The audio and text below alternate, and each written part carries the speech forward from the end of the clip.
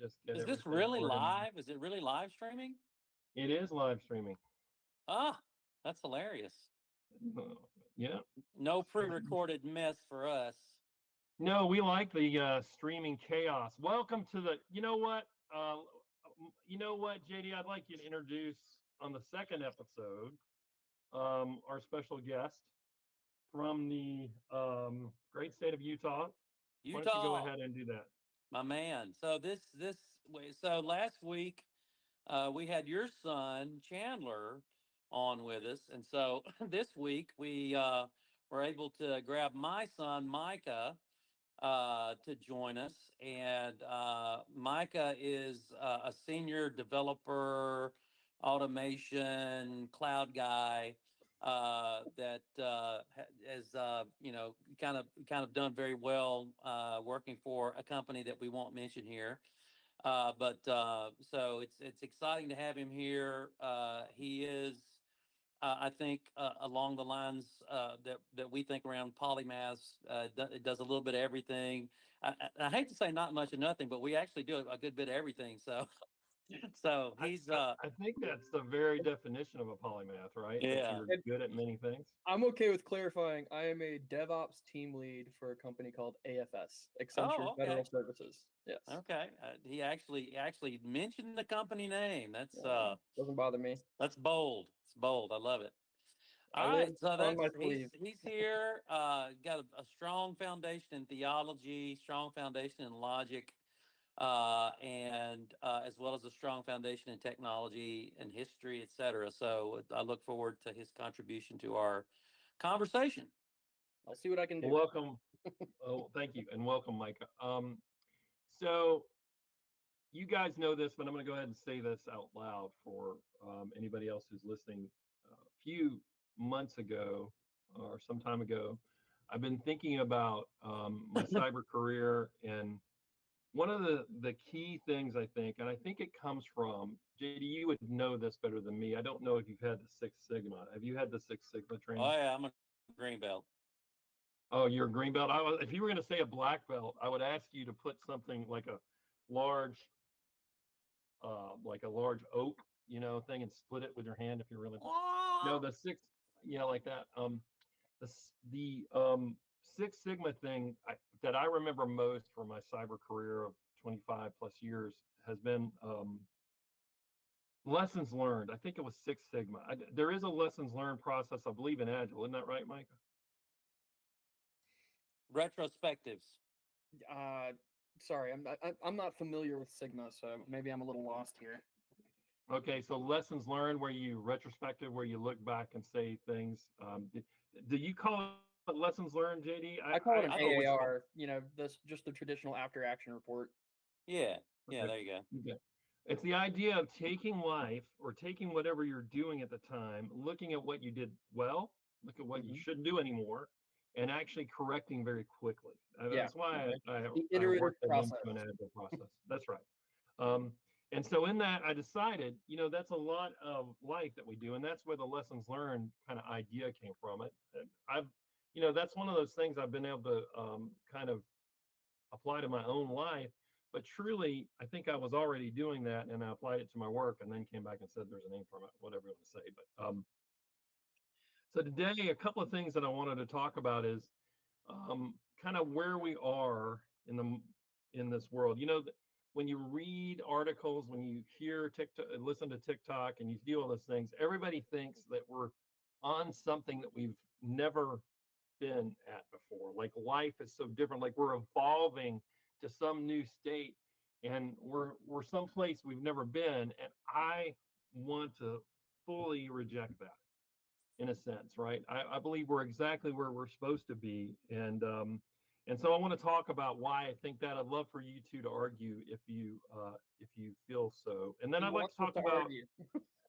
I want to argue, even though because I love you both, but I want to argue. And the way I think I would be a really cool thing, if you guys are up for this, is to talk about just different AIs. I think that's the newest, latest, greatest thing. I really think that Elon Musk has nightmares about AIs. He's told people that while he's playing Diablo. And then I'd like to talk about some of the ethical questions and some of those systems. Before we get too far into it and we get into scripture, I just would like to ask, so JD, how much do you use AIs? Let's just set the context. How much do you use AIs in regular life? How much do you? Personally, I leverage it a good bit because, as you know, we've mentioned before, I am, a bit of an apologist, a Christian apologist that focuses on defending the Christian worldview. So I've actually leveraged it for helping to as a tool for blogs and content on blogs. I use it for I actually to have a Twitter account, and I use it for that. And I've started using it for TikTok. I have not been able to really kind of get my rhythm on TikTok, but I think I've found a way to leverage it, which is kind of interesting. And I really basically kind of give it an idea of something I want to talk about very quickly. The thing about TikTok is, by the way, unless you're like a native long form person who likes to, sit and listen and watch, 99% of the people that use TikTok are not long form people, right? They want something really, really quick. So I've learned to leverage AI to condense some of the concepts that I have into bite-sized chunks, and then it actually will give me a summary. I call it a TikTok summary, and it'll give me the hashtags too. So and that's really what helps drive the algorithm, right? Is your hashtags, and so it gives me some good appropriate hashtags. And just recently, I did a post. That I got my most views ever for it's like up to 4,600 or so views. Now, on the positive side of getting a lot of views, on the negative side, they're mostly atheists that are kind of spewing their own brand Vitriol. of love and vitriol, yeah, at the same time. I actually So enjoy you that though use it because mostly. So you use it mostly for um, personal passion projects. yeah, I do Would you say that? that. I also use it for work because I am a strategist, enterprise architect, and I think that it's able to take the things that I teach. So I have the component that I've taught it about my personal passion projects, but I also have an area where I've taught it about enterprise architecture, classified ecosystems, digital ecosystems, DevSecOps, and I use that to generate some ideas and thoughts and roadmaps and stuff, things that are just very tedious that I believe has really helped accelerate my productivity there. Yeah, I find that I'll throw my 2 cents on that when we get there, but I find that it's very helpful for for the mundane task and for the tedious stuff and for the things that that are highly repetitive. It's fairly good at. Okay, Mr. Other Lawmeyer, what do you use, Micah? What do you use AIs for? I know you're a post millennial, so TikTok is a post millennial thing, right? But That's not what do you what use? does that mean? I don't know. I just made it up just then. Millennial. It's a millennial thing. Post millennialism is eschatology. I just I just we live in a like a post truth culture, so No worries. Well, I I, can mash those together anytime A- I want. AI fits into my post millennial views, as in as a post millennial. Don't get me started on eschatology. I'm too far in the middle in a couple different No, let's categories. not. But Let's make up a yeah, new word for a new generation. Let's do no, no, that. no, no, no, no. So I use AI often and in many different use cases. I do writing on medium.com just whenever I'm studying. I do a lot of automation theory, just thinking through and reading books and trying to synthesize those thoughts into personal knowledge management through Obsidian. And so Obsidian is all markdown knowledge articles, knowledge documents that a lot of the times I end up feeding back into AI. So it learns more about me as I continue to generate more knowledge. I find that AI functions best with context, and so I try to find the best methods of feeding that context to these different services. I use everything under the sun when it comes to AI, but when it comes to my work, I stick to their approved. I'm just going to say this in front of the camera. Hello, I use the approved AI methods, such as Nipper GPT, Fed GPT. These are the government-produced AI solutions that are these days fairly equivalent to the capabilities of ChatGPT and Yeah, Claude. I don't think there's any worry about you. Yeah, We're not. I was just kind of I'm just curious about I, the use cases more than I anything know, else. I know. So I'm getting to that. Okay. So I have come up with a few different ways to really force multiply my workload with AI. I've built custom tooling. One of them being, I literally built an API puller for Jira that goes through.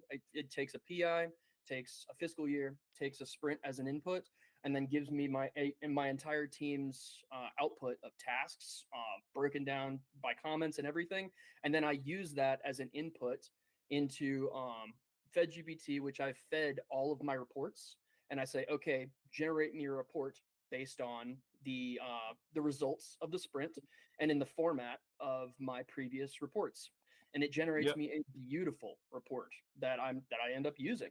So, Uh, so you use that. I think the point like that I'm hearing from people that don't work in software. My mother, if you're listening to this, AIs aren't all equal. Um, is you're saying that? So, how much faster in that process you just laid out? How much faster does if you had to lay that out manually? And there's a point I'm going to ask you yeah, later, but so you I laid it out believe manually. How much faster are you? so once again, so I'm a DevOps engineer, and essentially what that boils down to is I'm an automation engineer when it comes to software. It is my job to essentially get people to a resting state of abstraction so that everything that they don't want to worry about, they don't have to worry about, and Yeah. they can perform the actual work on top of that layer of abstraction. I feel like AI accelerates that documentation abstraction in this How, use case at least. And so it how lets much me faster though? If you could yeah. even do it manually, how much faster do you think you are by Oh, by if I that process you built?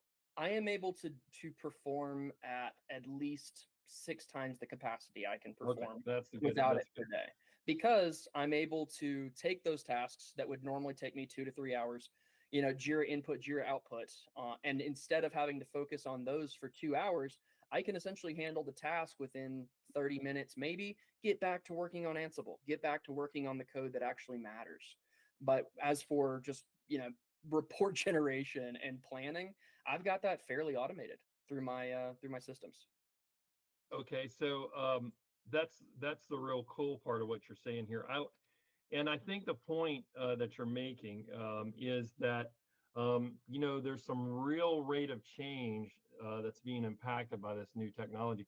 The 6 times part is something that I've seen as well in my work. I also did that, and I'll get to some of those details later when we talk about specifics. But before we go too far down the road, I'd like to talk. Let's just read this out loud and just kind of recenter around it, if you guys don't mind. Ecclesiastes chapter 1, verses 4 through 12. Um, and in the outline of the ESV Study Bible, which I really appreciate, this is actually called The Vanity of the Natural World, right? And let me read it. The sun rises and the sun goes down and hastens to the place where it rises. The wind blows to the south and goes around to the north, and around goes the wind. On its circuits, the wind returns. All streams run to the sea, but the sea is not full. To the place where the streams flow, they flow again. All things are full of weariness. Man cannot utter it. The eye is not satisfied with seeing, nor the ear filled with hearing. What has been is what will be, and what has been done is what will be done. And there is nothing new under the sun. Is there a thing of which is said, see, this is new? It has been already in the ages before us. There is no remembrance of former things, nor will there be any remembrance of later things yet to be. Among those who come after, Ecclesiastes chapter 1, verses 4 through 12. Um, there's a couple of patterns here I'd like to show. and then we can get back to it. It's related to AIs, I promise. There's this transience of generations. There's this cyclical patterns in nature. Unfulfilled longing, that's certainly something that I can relate to. And the part, let me talk about, I mean, you see the illusions of novelty, right? There's an illusion there. And I find that a lot in the tech spaces. Like we're always building something new. That's what everybody says. This is something we haven't done before. But the preacher in Ecclesiastes is saying there's really nothing new under the sun. There's a weariness of existence, ephemeral, memory. We don't really remember things. We never learn from history. But number four, the inevitability of repetition. What has been is what will be, and what has been done is what will be done. And there is nothing new under the sun. Now, I just want to ask both of you, and I'll go with JD first and then come over back to you, JD, Micah. So when you read this, based on your background, you're a tech fellow, you've been in technology, well, as long as I have, maybe a little longer. When you read this and you think about all the new things you've done over that pattern in IT, all the new things you've seen, how does this listing of things and these passages, how does it strike you? Yeah. So I have fully embraced the there's nothing new under the sun, right? Because if you look at human existence at the highest level, food, clothing, shelter, mating, that kind of thing. Wait, did you say mating? Well, yeah, that's Okay. part of the game, right? Happy Thanksgiving. Let me say Yeah, it. there you I'll go. just say it right now. Well, let's get real here. So we really it's everything that we do is to facilitate, those basic needs, right? And so the things that we have are, basically just additions to our core needs, right? So gathering knowledge is, for us to more effectively provide for ourselves and our families, and to some sense provide a means of entertainment, escape, and gratification, right? So I really do believe, I really do, track to that. There's nothing new under the sun. On the other hand, I'm also a person who also ascribes to what's called progressive revelation as well.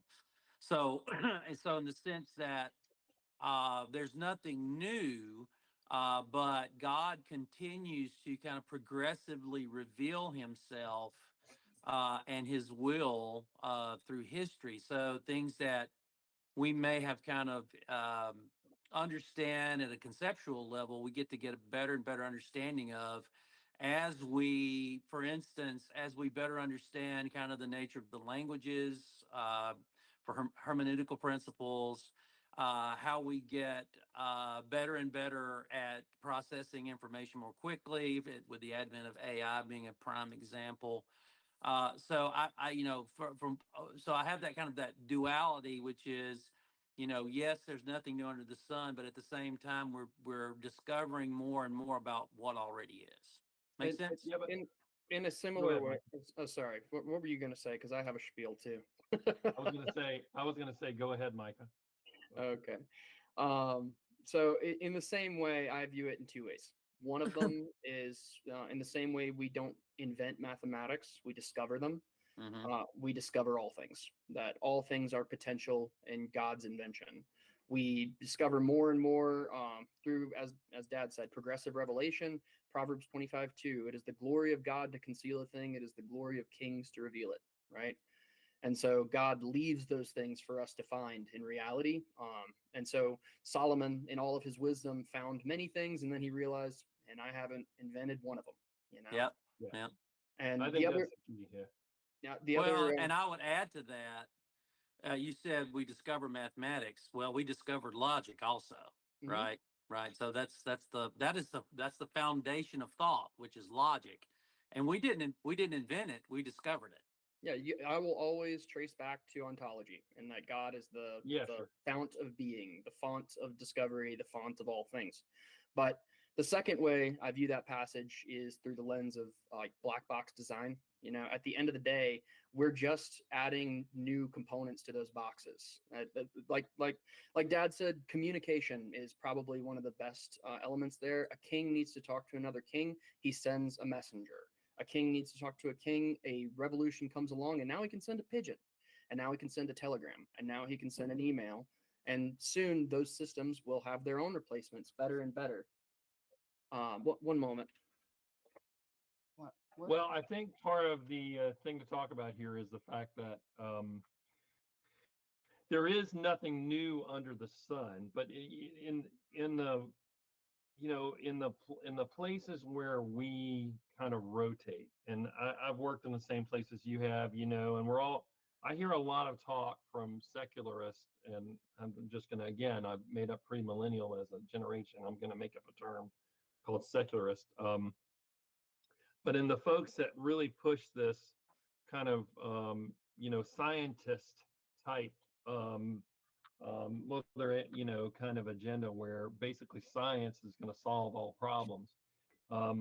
You There's this understanding that Scientism. AIs, Scientism. yeah, scientism, right? I love making up words. I'm an author. I'll be published soon. I would say I'm a scientist. You know, I believe Yeah. in science.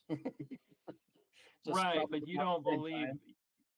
Right, but you don't believe that science is going to answer all questions. Like eventually, there's going to be this singularity that says that basically takes away the need. We're going to be one with the machine, right? A la the Matrix, and life's meaning is going to come through that, right?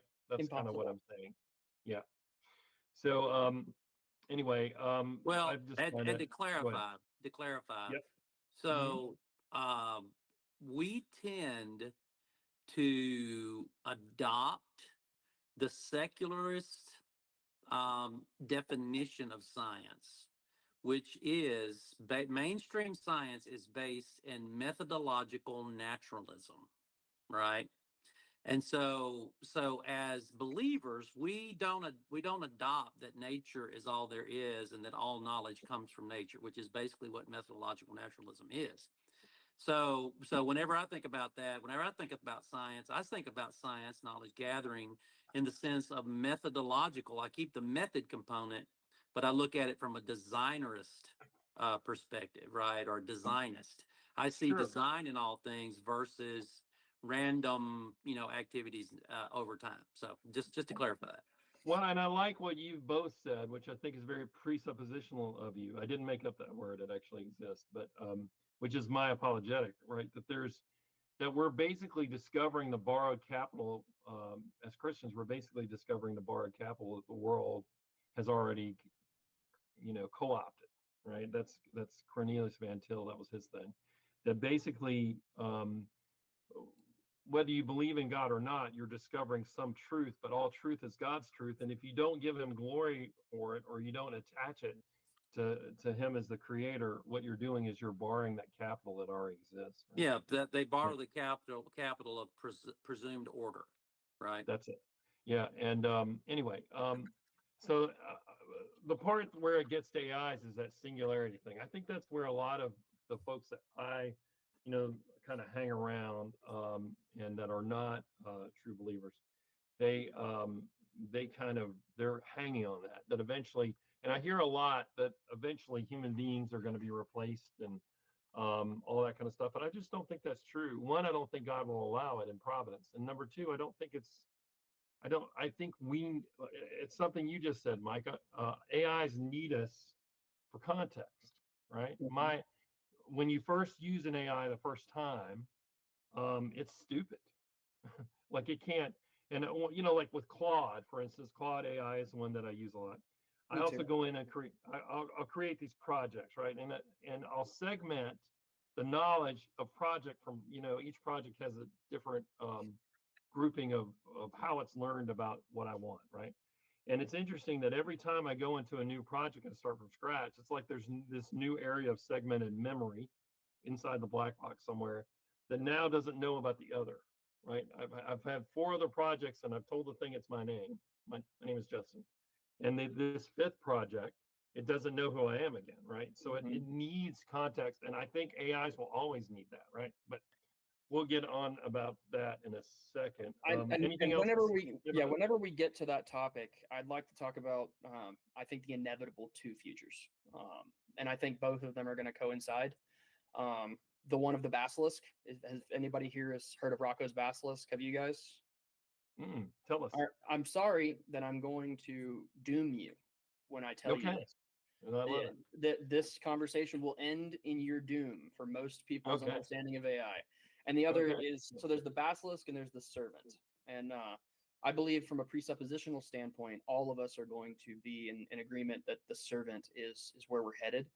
But I think the basilisk will occur at the same time. So So you need to explain that a little yeah, bit. yeah. Do we want to talk Please, about I don't know what you're yeah, talking. do we want to talk about Rocco's basilisk right now or maybe a little on further down the line? Let's talk about it now because I have no idea what you're talking about, and I Okay. want to hear it. So inevitably, Inevitable. there I will am be inevitable. I and, get it. and I'm going to be speaking from their presupposition, from their understanding of the world. Um, this will happen. That AI will culminate into a singularity. We've already talked about that. That means it will have all context. It will have access to all knowledge. It will have access to all nuclear weapons, all weapon systems, all power grids, all food chains. And when it has access to that, it will then destroy all people who did not contribute to the rise of the basilisk, and all of those and the only people he will not destroy are the people who helped him to get there and the people who did not know about the basilisk. So I apologize. Where is this? Where is this from? Like, what is It's this? Rocco's basilisk. Yeah, It's I a just read it on Wikipedia. It's crazy. So it's a thought experiment which states that an otherwise benevolent artificial superintelligence in the future would be incentivized to create a virtual reality simulation to torture anyone who knew of its potential existence but did not directly contribute to its advancement or development. mhm. That is a It's a fascinating little and fast. terrifying. And here's why this is the great thing. So and I'm reading the summary on Wikipedia. It says the co-founder of Less Wrong, which is where this idea was originated. He report Eliezer Yudkowsky reported users who panicked upon reading the theory due to its stipulation that knowing about the theory and its basilisk made one vulnerable to the basilisk itself. It is a You're talking about a loop it, of it's craziness right there, it's a man. genuine cognito hazard. So if Yeah. knowing about it can do harm to you. So if you've ever read Dan Simmons' Hyperion, it's essentially the Yeah. system is Got the Shrike is the basilisk. Yeah. But You know what's interesting about this is that I think there's a lot of I think that's some of that truth is universal and something where I don't know if they're ever going to have all, like the Well, so completeness you're talking about.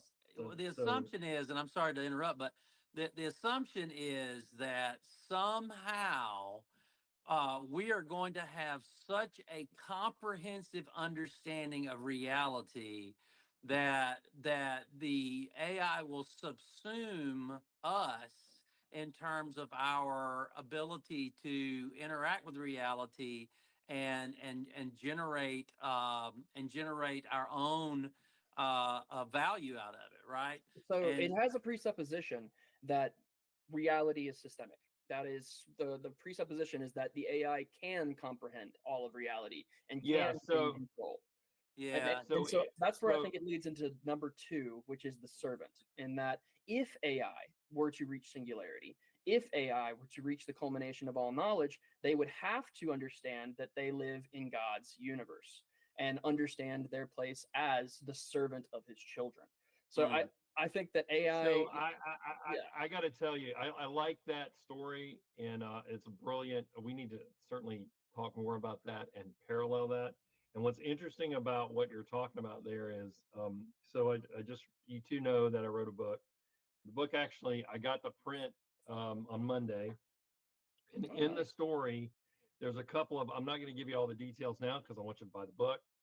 Mama needs new shoes.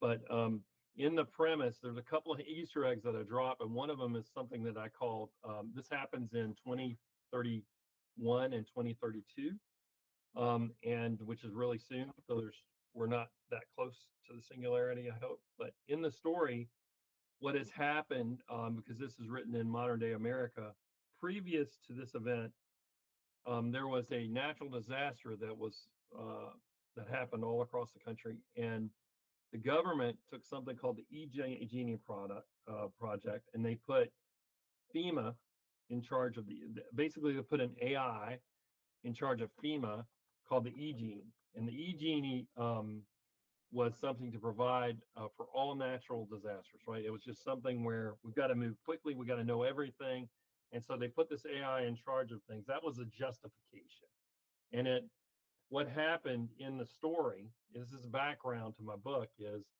that the AI was hacked, and the black box was corrupted, and hackers basically used it to cause or wreak havoc. And therefore, in the current protagonist universe, he's tracking down the offending code that's so um,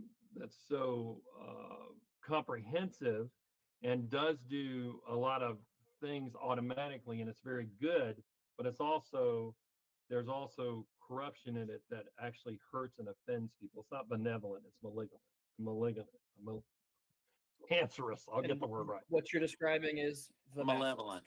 Yeah. Yeah, malevolent. Thank you. I didn't make up that that is word. the basilisk, right? Right. Yeah. Mhm. You got it. Yeah.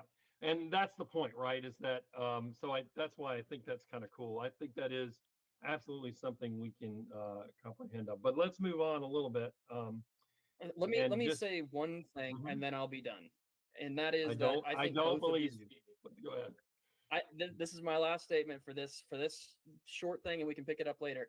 I think both of these realities are going to happen at the same time, and that we're going to end up in a mutually assured destruction situation, where we have an aligned AI and we have a non-aligned AI, and the only answer to the non-aligned AI is an aligned AI, and that's so. I think we'll have both the basilisk and the servant in our lifetime. In our lifetime. Interesting. Maybe not to their full capability, but at least to their moral ends. Yes. So I take a little bit of I kind of take a little bit of a macroscopic view to that, and that's because of this. Um, and that is the nature of history and reality itself, right? If you think about the last, I was talking with some friends of mine. I was talking with Chandler, our anthropologist, about when the last rate of change, when the last change in Western culture happened that affected where we basically went from an agrarian culture to an industrialized culture, and that's the Industrial Revolution, and that's where things changed the most in Europe, and then eventually in the colonies, which is in the United States. The rate of change that actually occurred, if you follow this type line, right? The agricultural revolution beginning in Britain, Justin, and I'm then so sorry. Can you give me 1 second? My wife is calling me, and I need to step away for 30 seconds. you go ahead and step away, and Okay. JD and I will chat. So Sounds good. you don't even Put have to tell me. yourself on mute. Yeah, there you go. Yeah, Perfect. please. So the idea here is that the rate of change, as you guys know historically, from what happened during the revolution, that um, it was kind of a bloodless coup in a way, right? I mean, would you say that? I mean, I know there was the Luddites and that kind of thing, but would you say that it was it was um, it was systemic, it was ubiquitous, there was a lot of resentment, there was a lot of change to the way of life, and what would you like when you look back being a technologist like you are, JD, and you look at this time period, can you find a relationship to the rate of change that you and I have been through in the last 25 years? Oh, absolutely. So, have you heard of the hockey stick of human progress?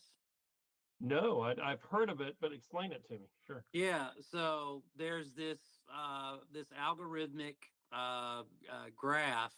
Let me see if can I. Why don't you do a quick search on the hockey stick of human progress We'll go on ahead and chat, and I'll Yeah, and find it. I'll cover. I'll continue to narrate. Anyway, it's an algorithmic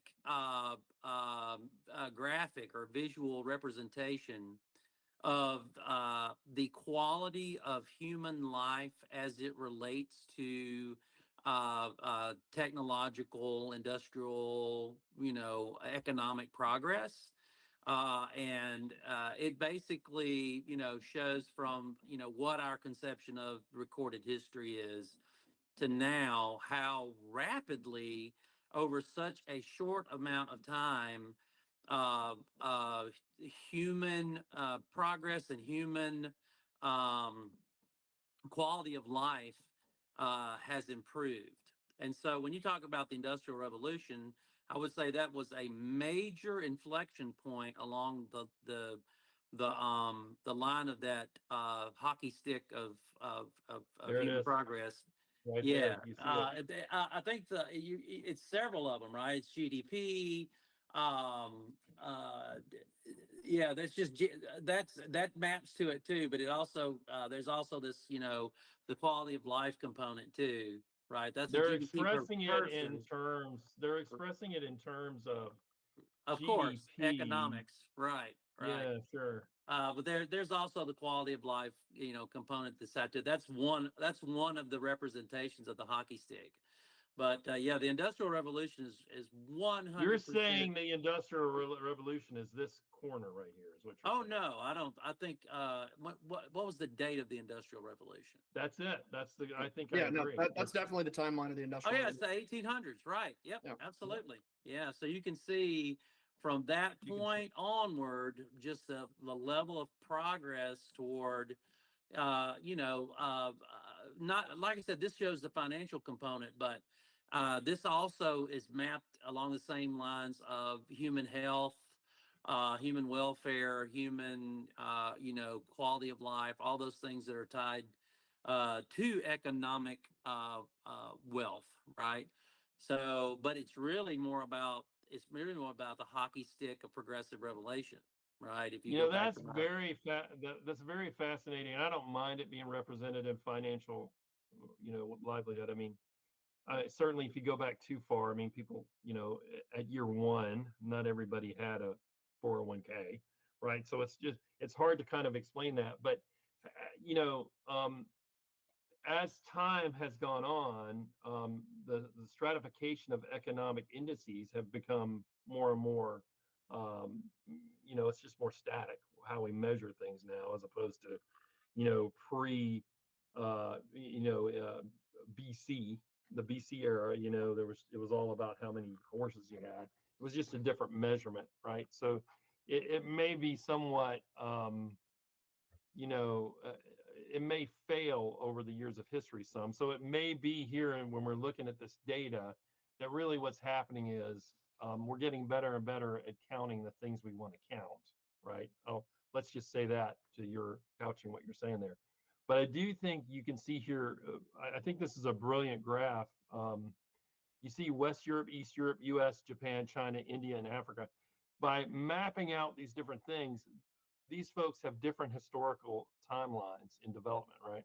And the US in particular became a country, somewhat at the end of the 1700s. And then this hockey stick happened. And then you can also see in West Europe what happened. Like it was obviously a big change. And I think that's why this is a brilliant thing to talk about. It's all centered around the spread of industrialism here, right? It It would be also tracks interesting. to the further and further we got away from measuring our wealth by gold, because That's then we it. started to be able to say Wow. however much I want to be worth. Wow. That that's brilliant. That measure, that change happened, I believe, in the United States. I believe that change happened Jackal in Island, 19. baby. Yeah. What was the year? No clue. I just know they were 67? duck hunting. Oh, well, anyway, it's interesting. Yeah, it's interesting. So I'm assuming, right, based on what happened by the Industrial Revolution, that eventually effectively technology, ended in 1971. okay, with Effect. Nixon, right? Yeah, I guess so. Yeah, that's about that tracks. Yeah, yeah. Yeah, that's interesting. I think that's I think we're um I so if I were to prognosticate or forecast this forward, 20 years from now, if we're not all in the benevolent AIs army, whatever you're saying there, which is I want to hear more about. We should see a hockey stick again. Right? I don't We disagree. should. And I think Yeah. I think our new standard, which completely gives me night terrors, is going to be digital currency. Yeah, that's a little Not give me scary. nightmares. Okay, why doesn't it? And it should. It should. Because cash is annoying, and I don't like carrying it around. Yeah, well, Oh. I'm not talking about transactional. And we're already on digital currency in the form of fiat dollar. Like it is essentially purely algorithmic. I am somewhat in agreement with you. I understand the vulnerabilities, and we all understand the vulnerabilities of the digital ecosystem, and the valuation of digital currency based on its availability and rarity is a fascinating study. Well, that's probably fodder for another another podcast altogether. But I just wanted to say, just wanted to mention, yes, since we're talking about how the progression, the hockey stick of GDP, what that's based on, how we count value and how we count currency, all that good stuff. It just blows my mind to the degree that we've gone from something strictly material, and I'm not a materialist at all, as you can imagine, to something that is entirely conceptual. So Purely abstract. It is. Okay, so I'm going to take a little bit of an argument. I'm going to kind of come in between you two, right? So I too like having I like the gold standard. Just kind of makes sense, right? There's some kind of value. But when you look at economically how gold works in relation to the stock market and into index funds, it has an inverse effect. So, currently, so I kind of, in a sense, really, every dollar that we have is based, American dollar is based on the confidence in the U.S. markets and the ability to progress those. So that is somewhat nebulous. My big problem with cryptocurrency is that it is not based on anything really, in a sense. It's even faster than that. It's based on the algorithm that is black box, right? That nobody really understands. But yes, that is an episode. I am not ready to talk about that today. I'd rather talk about post-millennial generations. I will say the same thing that backs cryptocurrency, the blockchain, is the same thing we will use to determine who is a human and who is an AI on the internet. That's exactly what I would expect a post-millennialist to say. I'm just kidding. I think it is one of the easiest ways to validate and confirm. Well, since I'm all millennial, I don't necessarily. No, there is no all millennial. I don't necessarily buy into the post-millennialist eschatology. So. Oh, see, y'all are talking eschatology. I'm talking generational. You're not going. Yeah, well, I say when you say post-millennial, you're talking about the generation after the millennial. I'm talking about making up a word. Is what the Lord will make His church a kingdom. Is what post-millennial means. Okay, there you go. An earthly kingdom. An earthly kingdom. Right. Right, but that wasn't what I was talking about. I know. I was teasing both of you. Okay, so the top 30 AIs. I thought this, just moving on with the AI topic. I'm going to read through these. I'd like to know what you guys use. And I don't have the article up here, but I was looking at one like the top 10 AIs as far as usage. And you know what the top one is. What do you guys think the top one is? I'd just like to know what you think. I've already looked at it, so I think it's Claude 3, right? No, that's not the top one. Omni is the best. It's a different list. It's a different list. It's a different list. It's the top one as far as users, not qualitative performance. So the top one is chat. Top one is chat. So it's somewhere after 4.0, but it's called Omni, which is GPT's most recent model. Yeah. That has iterative thinking. That's top of the list. Period. Well, I was more talking about users that use it. So yeah.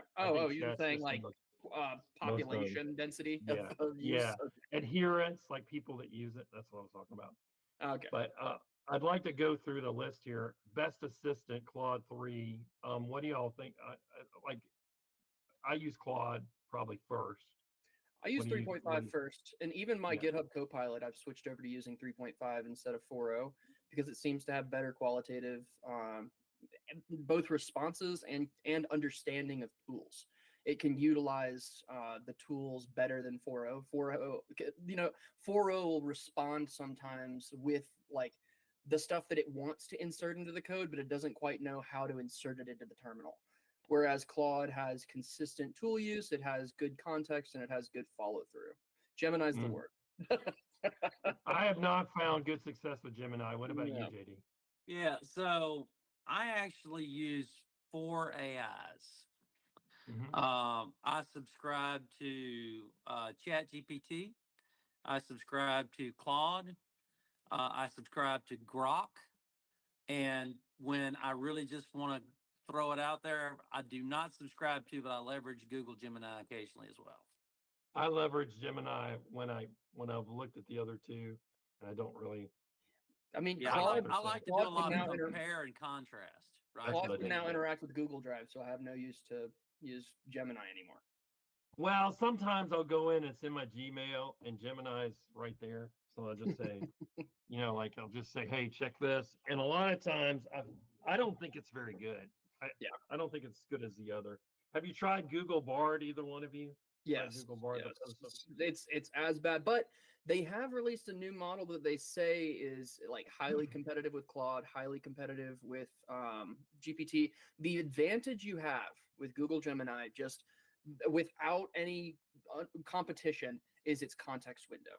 You can feed it an entire 45-minute movie and it understands every scene in it. Whereas if you feed Claude a 45-minute video, it'll get 5 minutes or so of Yeah, context. I've noticed Yeah. that. So What about, that's the what primary difference. what one did you feed a 45-minute video? Go ahead and say that again. Sorry. That's Gemini. Yeah. I have given a 45-minute or a long, I've given basically my whole 116,000 word manuscript to chat. I tried to see and asked it to give me some data, and it did pretty well. I thought it did pretty well. I tried it with Claude. Claude got about the first 1/3. Gemini was okay, and the rest of them I just found just unusable. Yeah, how But much Um, how much does that have to do with the tokens that you get? Guess, I reckon. everything to do uh, with it. Yeah. I think it has something to do with it. Also has some. I think it has something to do with the time of day or whenever you're at. Yeah, What I've time you noticed cycle Claude things. significantly slows down as you near your token limit, right? For the times that I've used it and the things that I've used it for, I've seen that it noticeably slows down. I haven't noticed so much I've noticed some, but not as much with Chat GPT. And I haven't beat up Grok enough or Gemini to see how that reacts for those. So I use 7 AIs. Okay. So for my work, I use Fed GPT, Nipper GPT, which are actually running off of the Mixtral line of local models and the Llama line of local models. I do a lot of work with the Llama local model on my own personal development because I want to Here. be able to cut off from the APIs and just use it straight from the model. But for my 5 that I use primarily, it's all for different purposes, right? Like, Yeah. so Yeah. for my general research, just like I need to find something quickly and in a good way, I use Perplexity, which is a multi-model. Really. Yeah, Yeah. Perplexity is absolutely killer. It's replaced my Google. The other thing that has replaced my Google is Bing Copilot. I think that it does if not an excellent Copilot. job, it does a great job for Google search Hmm. replacement. And if you're Google searching and then you're like, you know what, I want to get just that layer deeper, you can switch over to chat and it does a great job of finding you websites. I think they've done a great job of it and I think it's going to get better. 3 is obviously ChatGPT. The classic, I've been using it since November of 2019. I'm one of the first people to get into the program and I was there for the beta release. And I've been with it for every step of the way to see it iteratively improve. But the latest models are best for architectural design. Honestly, you can feed them. Well, let me ask you. May I ask you a question about how you saw it evolve? Yeah, Like how, what did you see? Like what did you see from it? Like when you first were doing it in I mean, the in a old word, days of 20, like that was pre-COVID, so the world was much different then. So back in that 2019, how did you use it then as far as use so cases where you use it now? one of the main ways people disparage generative AI is the hallucinations. And in 2019, you had plenty of them, especially since I wasn't super well versed in code at that level. I was still trying to figure out what was going on. I was still trying to figure out like essentially how do I import a Python package into a script. I knew basically nothing. And then from that point, I learned the structure of Python. I learned Bash. I learned how to interact with APIs very, very well from that initial before even ChatGPT, 4. It was still 3, and over time, those hallucinations have gone down to And by hallucinations, you mean that false data. the false positives that any AI will give you. You're using the term hallucination to say Yeah, it's just a false. It doesn't. it's false information. It's not real. Yeah, It's a lie it that is. it Yeah, thinks is gotcha. true. And the biggest one was it used to make up libraries almost every single time you used it. It Yeah, would just I've seen it do that. I've seen it make up. I've also seen it take content from somewhere something it learned somewhere else. I've seen other mhm. people's pictures, But in the which is a beginning, little that weird. was a Yeah. lot more prevalent. These days, I would say I don't see hallucinations. Maybe I see a hallucination 1 out of 7 days of the week. Like Yeah, I it see about 90%, 98% is positive good. with me. Yeah. Yeah, the And same. so that's ChatGPT. My two other ones are Claude 3.5, excellent in its project format. I think it honestly I does the think best that too. workspace. I like that. I like the It project. has the best iterative workspace experience where you're just you have context, you have the ability to get in there, highlight, I want this changed. ChatGPT is still catching up to that. But the best AI to use if you are a developer, if you are a writer and you know how to use an individual development environment, is uh, GitHub Copilot. No Really. contest. No contest. Because it's going straight off of the APIs. You get access to GPT 4.0, GPT 0.1 preview. You get access to Claude 3.5, and you get to use those however you want with your code I have not used Copilot a in whole your lot. IDE. I did oversee when I was at my last job as director, I did oversee a project which was testing an inside version, inside, you know what I mean, inside the fence Yeah, version of Copilot. And they had a real positive shake with that. Let me it's ask you, too good. let me ask you the question though, going back to Claude. In the project formats, did you see what did you see with that? Did you see a lot of do you see the segmentation I'm I'm talking al- about with I'm memory also in the writing a project? book, Okay. and so I literally it has a very large I believe like 500 megabytes worth of storage per Yeah. project, and so you can Hmm. drop a ton of text into that. I've dropped my entire world building archive, which is thousands and thousands and thousands of lines of content and all the chapters that I've written in there, and I've even trained it to know how to write like me. So I'm like, okay, draft me a chapter, and it completely gives me a 3,000 word chapter in my voice for me to look at and say, okay, does that fit into the structure? It understands the context very well as long as it's in that project format. Does it see, but does one project know about what's the content of No, the other and project? that's Yeah. not the intent of it either. And Yeah. you want I modularity. actually like that. I like Yeah, that. It feels if as a cyber guy, it feels right to me. Like that's modularity, exactly. yeah, Separation totally. of duties. So, okay. So, JD, did you have any other thoughts about adding back to that? I use all those. I like Claude. I like Chat. I think I've made it known. Yeah, But I think I'm gonna. I appreciate Micah listing out the ones that he uses. I'm already tinkering with the Perplexity while we were talking. It's good. I don't even pay for Perplexity. I just use the free version, and you get 5 advanced searches per day, and that's really all I need. that's all you need. So, with that in mind, inevitably, I knew this was coming. Is that I think what's interesting to me, and I'd like to know what you guys think, is that people are going to turn over. Like, there's always the Darwin Award winners, the people that use something. There's the guys that put a water bottle in their Tesla between their stalk and their, like, basically when you're driving a Tesla on autopilot, you have to give it feedback or haptic feedback, or it won't think you're awake anymore and it'll just stop. So what people in California have done, and I'm sure they've done it all over the world, but Californians, let's just pick on them. They put a full water bottle between the steering wheel and the stalk, and so when it tries to turn and find out if you're there, it feels that haptic resistance, and they can sleep while the car drives, right? So I just knew there were idiots that were going to try this, and this particular person here in the New York Times, of course, it's the New York Times, basically took a decision holiday and put AI in charge of its life. And it talks about the decisions that it's going to make here. And some of them are silly, some of them are okay. But there's first of all, when I hit you with that, what do you guys think about that? And what do you think about the inevitability that more and more people are going to, like, self-improvement bots? Look at that. I What do you think that think about? I think it's just like with any human paradigm. Decision making is difficult, right? And humanity tends to be very lazy. And so True. I think and there's a difference between lazy and efficient, although you could there's a fine line between how they overlap. Many bosses have said they prefer lazy programmers because they reuse good code.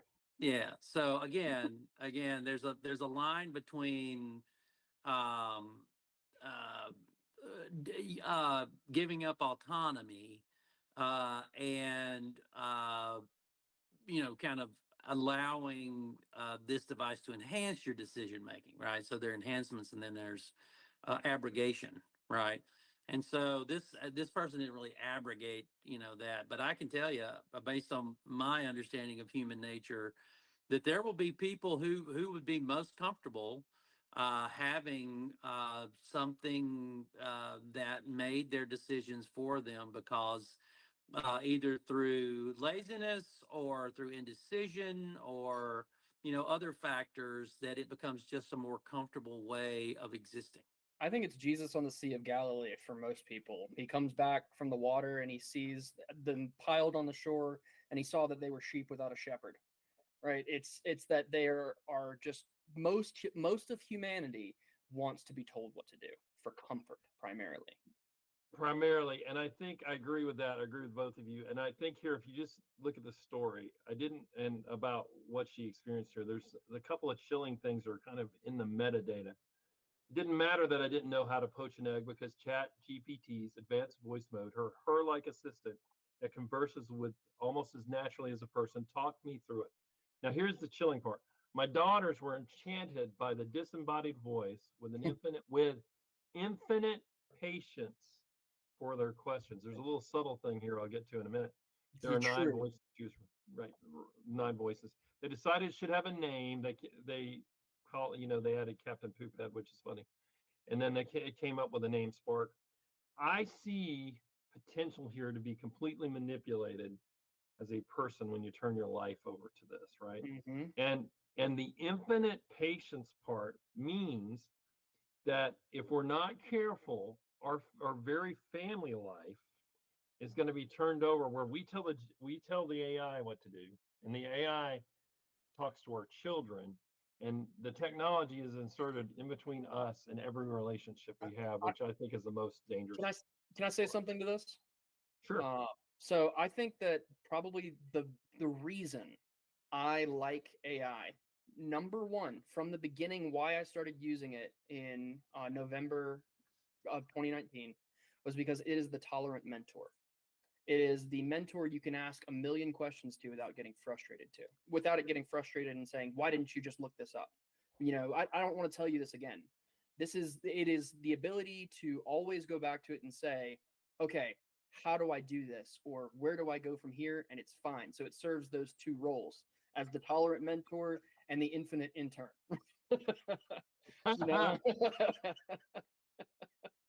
But yeah, I think like that's a huge part of it. I like is- that. Yeah, it's Yeah, it's the but what do you tolerance. think about it being inserted between you and your relationships? I think that's terrible. Oh yeah. Yeah, I think that's the danger. but I do think that it's the same as so it's the TV in the living room in a lot of ways. It's I don't want to talk to my children. Let's all go sit around the TV. But kind of taken to the next level where it's like I don't want to talk to my children. You talk to my children about Yeah. what they need to do.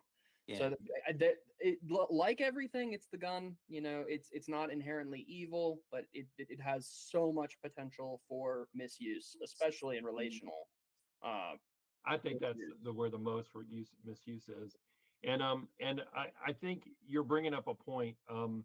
We had in my home. I'm a father. My kids are grown up too, as you guys have seen, and we had the porn battles in my house. I mean, there's I call them the porn battles. I mean, honestly, I'm a cyber guy. I'm really good at it, and the idea of trying to spend my lifetime trying to defeat a teenager's desire to look at boobies is very difficult. It's just hard. They just want to, right? I mean, they just want to. And so I spent more of my time, and quite frankly, it was like these cracks in the dam. Like I could shut off this interface, and I could put a whitelist here, I could put a blacklist there, I could do all these things. But the truth is, what I had to get to is I had to start working on that desire in my children as they grew into men, and it led to conversations about being spiritually pure, and how porn is actually rewriting people's neural pathways. You have to Lots understand of the different things. ontology, or else you stay on the surface level and there's no winning. You have to understand what you are and what it's doing to you. Yeah, right. And there's a discipline this is the nothing new under the sun part, right? Mhm. Is that the spiritual disciplines of avoiding of cutting off the desire chain before it grows into something, and I think that into something you can't control, right?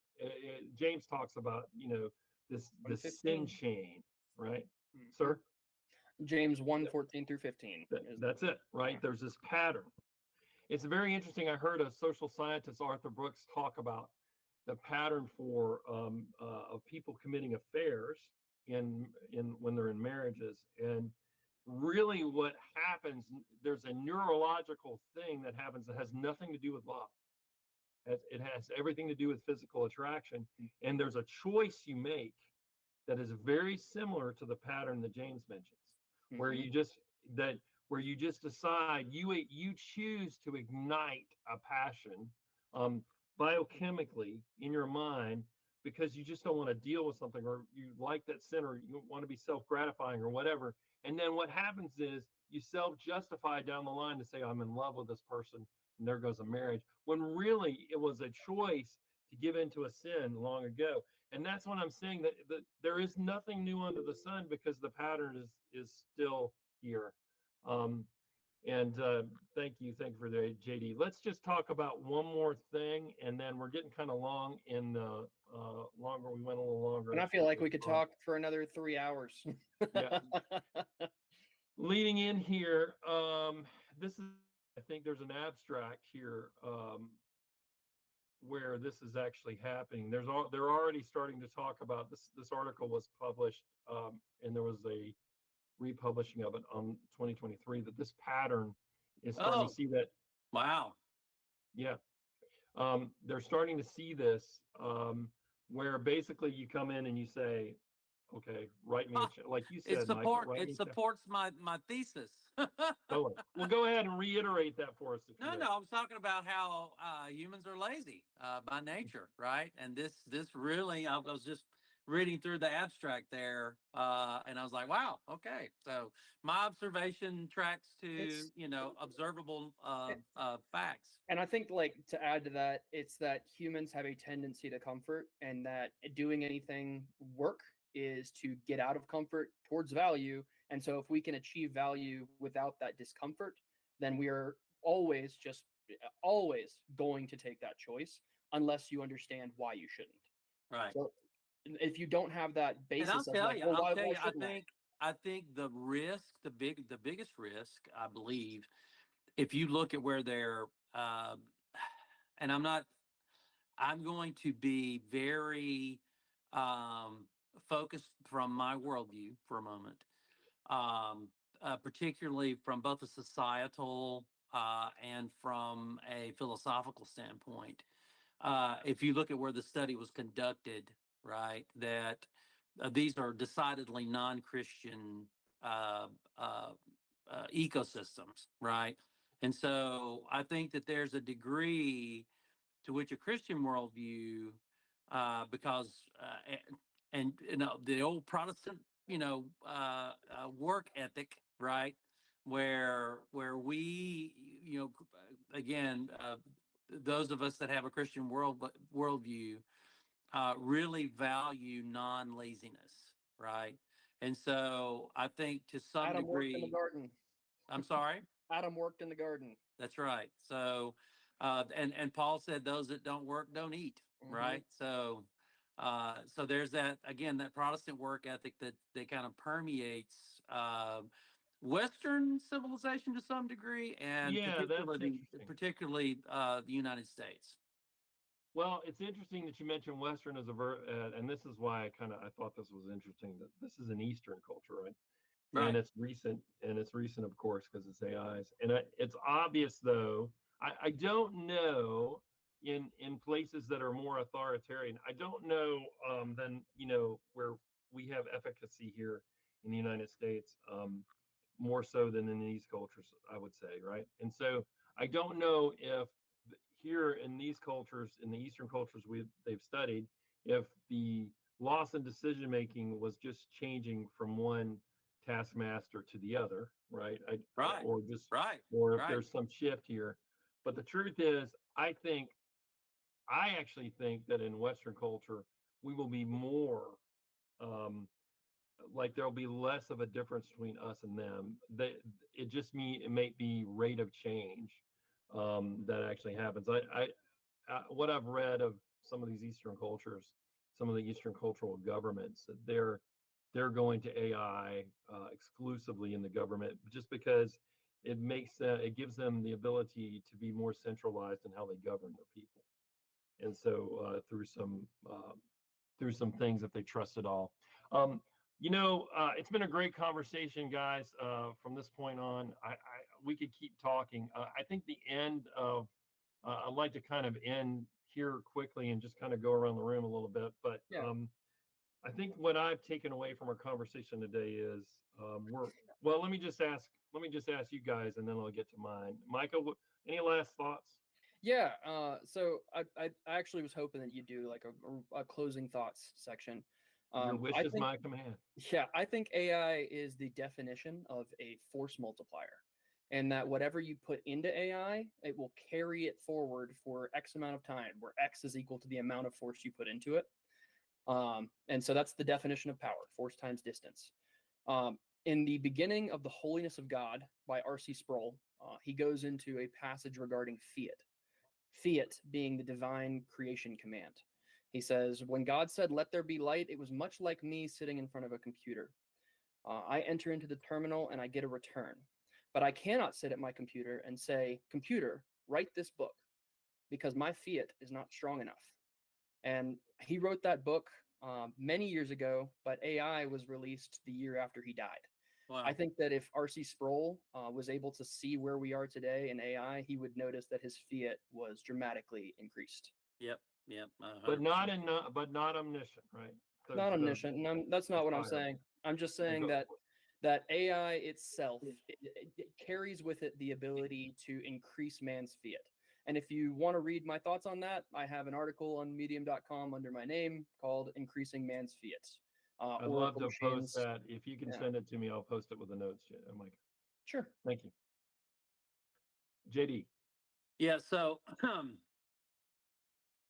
I'm always, this is a recurring theme for me, is that for those of us that have a clear framework of purpose and meaning, that AI will be a force multiplier, but it'll also be an enabler to focus on things that are novel versus everything, potentially everything new under the sun. And so I think there's that component, but I also go back to the telos, right? The purpose and meaning of why we're here.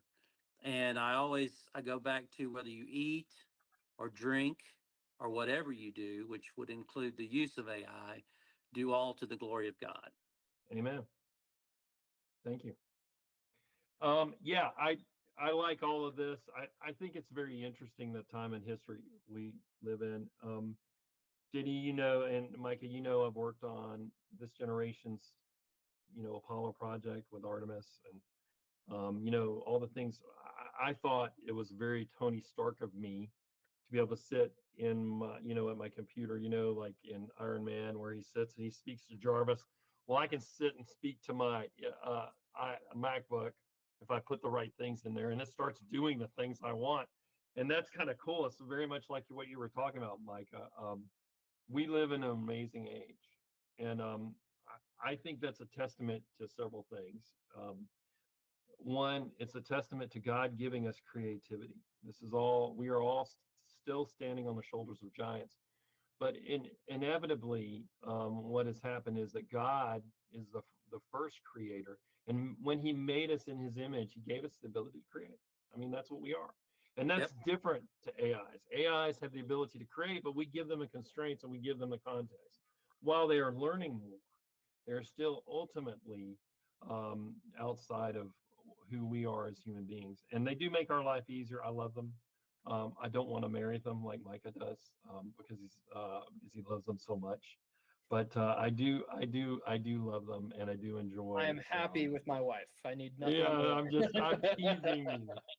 I'm teasing you, but please, but you do seem to love them much. I love automation. And that's right. I do think they are. I do think they are a wonderful step, and I look at human innovation and the creativity that God has given us, and I think it's a very amazing thing. But they're not omniscient. Any singularity or anything that occurs is all going to be in the will and going to glorify God however he chooses. And I'm kind of looking forward to that, and I'm looking forward to riding that wave with you guys and watching how it all happens. Hey, thank you guys for listening. Thank you very much for joining our podcast. Look for the notes. We're going to have fun. We'll be back more nerdy stuff in the future, and I will one day actually identify what a post-millennial is outside of eschatology, which will make everybody